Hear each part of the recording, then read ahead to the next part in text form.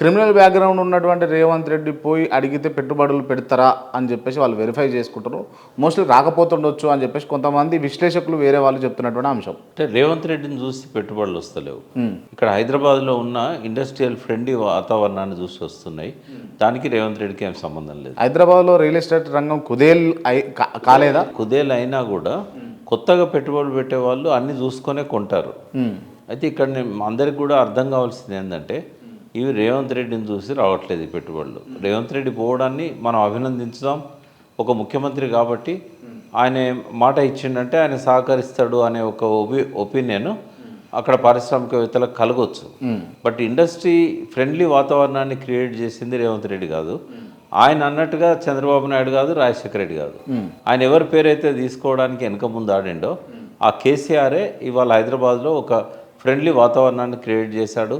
ఒక టీఎస్ ఐపాస్ అని చెప్పి 15 రోజుల్లో పర్మిషన్స్ ఇవ్వగలిగే పర్సన్ రాకుండా, లంచాలు ఇవ్వకుండా, 10-15 డిపార్ట్మెంట్ల దగ్గరికి పోవాల్సిన అవసరం లేకుండా ఒక చక్కటి సిస్టాన్ని ఏదైతే డెవలప్ చేశాడో గత 10 సంవత్సరాలుగా వేసిన పునాది ఏదైతే ఉందో అది ఇవాళ ఇన్వెస్ట్మెంట్స్ని అట్రాక్ట్ చేస్తుందే తప్ప రేవంత్ రెడ్డి ఎఫర్ట్ తప్పకుండా దానికి పనికొస్తుంది.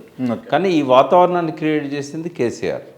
కాబట్టి ఆ పెట్టుబడులు హైదరాబాద్లో ఉన్న ఆ ఫ్రెండ్లీ వాతావరణం వల్ల వస్తున్నాయి తప్ప కేవలం ముఖ్యమంత్రిపై అడిగినందుకు రావట్లేదు. రైట్. కాకపోతే అంటే ముఖ్యమంత్రి పదజాలం కావచ్చు, లేకపోతే లాంగ్వేజ్ వల్ల వచ్చేటటువంటి ప్రాబ్లమ్స్ కావచ్చు, తను ఫేస్ చేస్తున్నటువంటి సోషల్ మీడియా ట్రోల్స్ కావచ్చు, అదేనా ఆటంకం అవుతుందా ఈ పెట్టుబడులకు? పట్టించుకోరు వాళ్ళు, అవేం పట్టించుకోరు. కాకుండా ఆయన మాట ఇచ్చినట్టయితే దాన్ని నెరవేర్చాలని చెప్పి కోరుతారు. ఇన్ఫ్రాస్ట్రక్చర్ క్రియేషన్ అనేది చాలా ఇంపార్టెంట్. అయితే ఇప్పుడు కొత్తగా ఆయన చెప్పే 4th సిటీ కావచ్చు, తర్వాత ఇంకా ఏవైపోయినా ఆయన ఇన్ఫ్రాస్ట్రక్చర్ను మేము డెవలప్ చేసి మీకు ఇస్తాము అని చెప్పినట్టయితే ఆయన అశ్రద్ధ చేస్తే మాత్రం ఆ పెట్టుబడులు రావు. గతంలో వచ్చినాయి కూడా కొన్ని రిటర్న్ పోయినాయి. అయితే ఇప్పుడన్నా ఆయన మారి ఆ వాతావరణాన్ని కొనసాగిస్తే తప్పకుండా పెట్టుబడులు వచ్చే అవకాశం ఉంటుంది. రైట్. కేటీఆర్ కొన్ని వ్యాఖ్యలు చేసిండు. అంటే మీరు పెట్టుబడులు తెగపోయినా పర్వాలేదు కానీ ఉన్న పెట్టుబడులను ఏవైతే పరిశ్రమలు ఉన్నాయో వాటిని వెనక్కి పోకుండా కాపాడితే చాలు అని చెప్పేసి పెట్టుబడులు రిటర్న్ పోతున్నాయా? పోతున్నాయి. ఏ కారణాల చేత? ఇవే ఈ అనవసరం లిటిగేషన్లన్నీ తీసుకొస్తున్నాడు హైడ్రా పేరుతోని. తర్వాత ఆయన ఏమీ చేయలేదు కూడా ఈ 1 ఇయర్లో. అది వరకు మాట ఇచ్చిన ప్రకారంగా ప్రభుత్వం మాట ఇచ్చింది ఎవరు? కేటీఆర్ ఇచ్చిన ప్రభుత్వం ఇచ్చినట్టు వాటికి కావాల్సిన ఇన్ఫ్రాస్ట్రక్చర్ క్రియేట్ చేయాలి.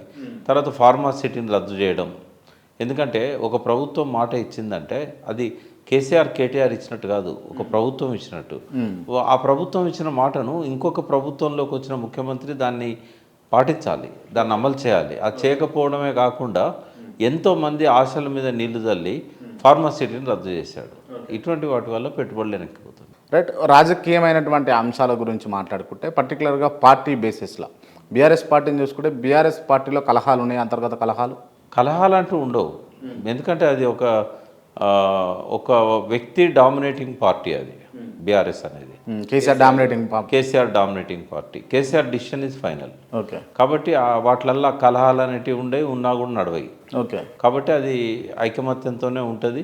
ఆయన ఏ డిసిషన్ తీసుకున్నా దానికి పార్టీ అంతా కట్టుబడి ఉంటుంది. రైట్. కొంతమంది అంటుంది ఏంటి అని అంటే కవిత జైల్లో ఉన్నప్పుడు తహతలాడినట్టుగా కేటీఆర్, ఇప్పుడు కేటీఆర్ జైలుకు పోతాడు అనే అంశాలు దృష్టికి వచ్చినప్పుడు అసలు రేవంత్ను వ్యతిరేకించలేదు కవిత ఒక్కసారి కూడా అని అన్నారు.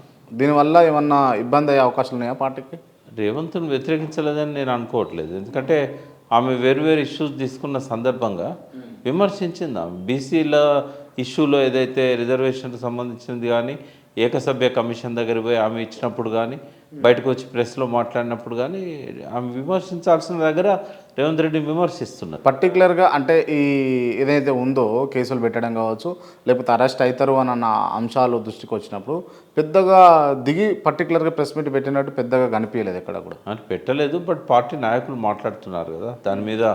కేటీఆర్ స్వయంగా మాట్లాడుతున్నాడు, హరీష్ రావు మాట్లాడుతున్నాడు, ఆ పార్టీకి సంబంధించిన దాసో శ్రావణ్ లాంటి వాళ్ళు అధికార ప్రతినిధులు మాట్లాడుతున్నారు. ఒక్క కవిత గారు దాని మీద ప్రత్యేకంగా మాట్లాడకపోయినా కూడా వాళ్ళంతా ఐక్యంగా ఉన్నారని అనుకోవాలి తప్ప ఆ కుటుంబంలో పైన మనకు విభేదాల్లో కనబడతాయి కానీ వాళ్ళంతా ఐకమత్యంతో ఉంటారు.